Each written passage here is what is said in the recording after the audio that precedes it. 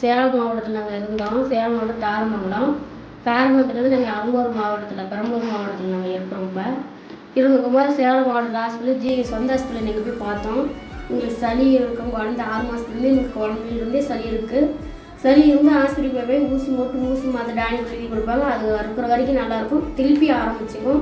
இப்படியே இருந்து நம்ம அம்மா வீட்டுக்கு வரம்புரை வரதுக்காலும் பையனுக்கு நம்ப முடியாமல் பெரம்பலூர் ஜிஹெச்சுக்கு போனோம். பையனே காப்பாற்ற முடியாது, குலைக்க மாட்டான்னு திருச்சிக்கு தான் இவ்வளோ நிற்பாங்க, இங்கெல்லாம் முடியாது அப்படின்னாங்க. திருச்சியில் போய் ஒரு நைட்டு ஒரு பகல் வச்சுருந்து பையன் குலைக்காதுன்னு சொல்லினாங்க. அப்புறம் விடிய காப்பாற்றி எப்படி வந்து காப்பாற்றி கொடுத்தாங்க. அவங்க காப்பாற்றி கண்டு எல்லாம் எஸ்ரெல்லாம் எடுத்து ஹேண்ட் போட்ட எஸ்ரெல்லாம் பார்த்ததுக்கப்புறமா அவங்க சொன்னாங்க, இந்தமாரி பையனுக்கு இப்படி இருக்குது, இவனுக்கு ஒரு மிஷின் வச்சுக்கணும், நீங்கள் அடிக்கடி செக்கப் வந்தாலும் இதெல்லாம் பண்ணிக்கணும் அப்படின்னாங்க.